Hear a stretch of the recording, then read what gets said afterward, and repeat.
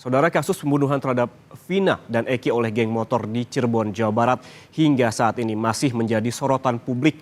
Kuasa hukum 8 terpidana yang telah divonis dalam kasus ini mengungkap sederet kejanggalan dalam penanganan perkara ini. Kepada seluruh warga negara Indonesia agar jangan membuat kami lebih sakit. Eki adalah anak kandung kami yang mana menjadi korban daripada kelompok-kelompok yang kejam. 8 tahun bergulir, kasus pembunuhan Vina dan Eki oleh geng motor di Cirebon, Jawa Barat masih meninggalkan teka-teki.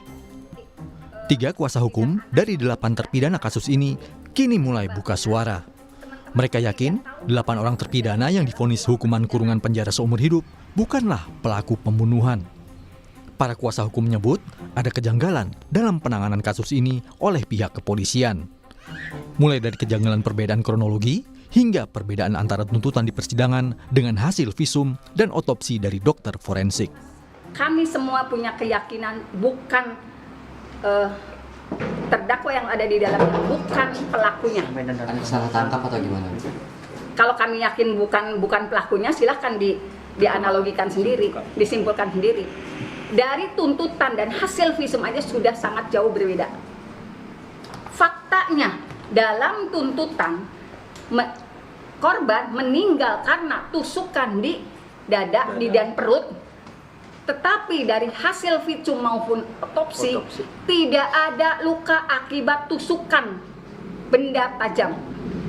Fakta kedua, pakaian yang dikenakan korban yang dijembreng di persidangan itu masih utuh ya Pak. Tidak ada bekas bolong tusukan samurai yang disebut di dalam tuntutan samurai pendek dan samurai panjang.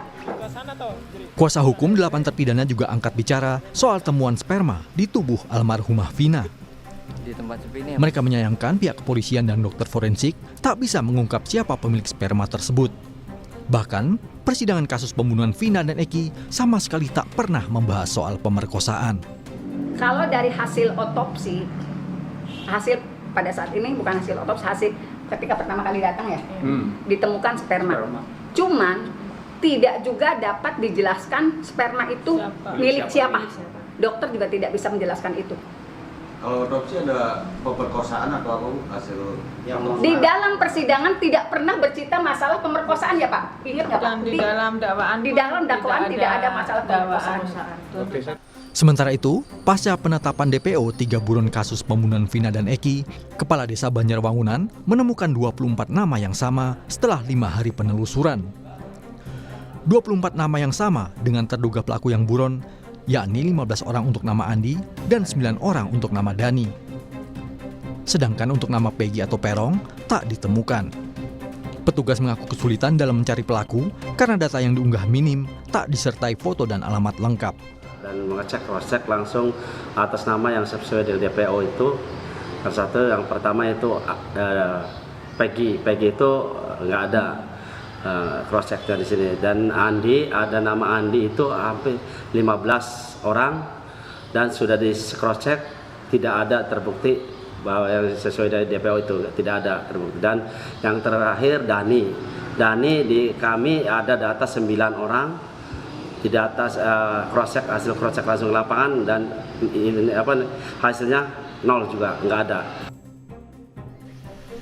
Satu terpidana kasus pembunuhan Vina dan Eki, Saka Tatal yang telah bebas 2020 lalu dalam program Sapa Indonesia menceritakan saat dirinya ditangkap.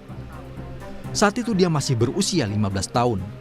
Di kantor polisi, dirinya diperlakukan tidak manusiawi dan dipaksa mengaku terlibat kasus pembunuhan Vina dan Eki. Dikasihin, udah ada polisi, saya nyamperin. Saya nyamperin, tiba-tiba langsung ditangkap tanpa penjelasan apapun.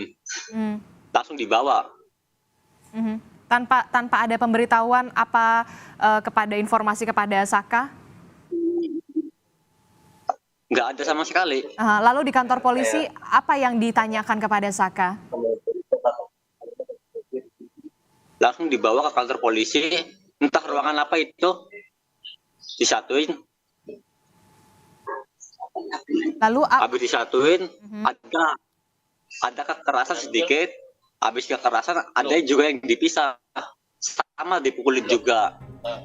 Sebelumnya, ayah Eki, Ibtu Rudiana, menyatakan dirinya telah berusaha keras untuk mengungkap kasus ini. Saat ini, Barreskrim Polri telah memberikan petunjuk dan arahan pada Polda Jawa Barat demi tuntasnya kasus pembunuhan Vina dan Eki yang terjadi sejak 2016 silam. Tim Liputan, Kompas TV.